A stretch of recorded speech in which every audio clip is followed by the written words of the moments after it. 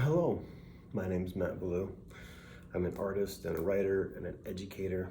I've been teaching at the University of Missouri since 2007 and have been making and showing art for about 25 years. My primary area of interest, I guess, has been, if you can break it down into one sort of thing, has been the representational depiction of the figure as a symbolic structure of meaning. And that means that I've gone down a pathway that has incorporated contemporary figures like Odd Nerdrum, all the way back into Giuseppe Ribera, Caravaggio, many folks like that. But it also incorporates more contemporary people like Nicholas Byrne, Miyoko Ito, Amy Silman, folks who are starting to turn the abstraction up and bring in that structure of the figure into that realm. So thinking about the figure in terms of its dynamic proportions, its geometry, and its tension, its existence as a zone of incident, right? So you think about somebody like Kyle Staver or Ann Harris, Jennifer Meanley, who are perceiving the figure as an arena of existential impact. This is not new. This is something that we've been thinking about as human beings for a very, very long time.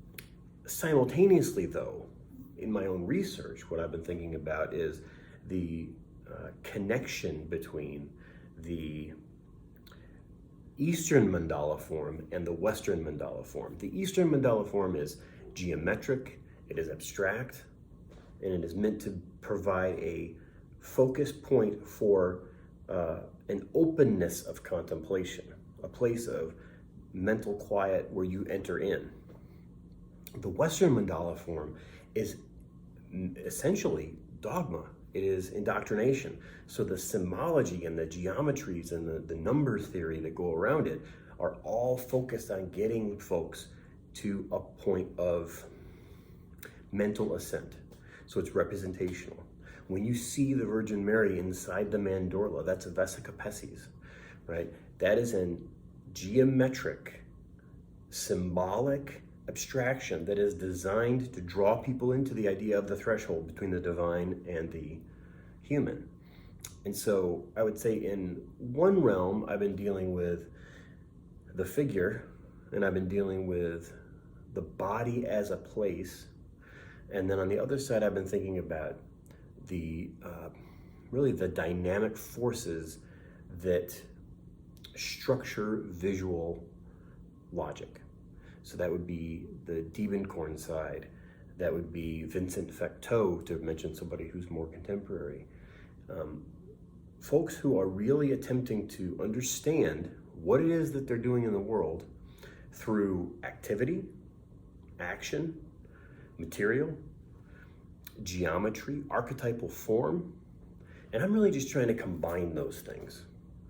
I want to see those things existing together because ultimately we are this amazing embodiment of the universe looking at itself. So the forces and the mathematics and the geometries, the dimensionalities and the potentialities that exist are really the things that I'm interested in as an artist. So on the one hand, I guess I'm really invested in what are those core forms that we all use. I won't say universal, but I would say that they're a general strategy that human beings have used that come out of the proportions and the structures of our own body, our bilateral symmetry, the relative proportion of our eyes off the ground, the relationship of where the horizon is to the rest of our sense of our body. Those basic core things that have been with us as a species for well over 100,000 years. I'm thinking even of somebody amazing like Ellen Disiniaki, that core understanding of the evolutionary aesthetics that are pushing on us as we live and move and have our being in the context of the contemporary world. Those are the core things I'm thinking about, and that's really what I'm making work about all the time.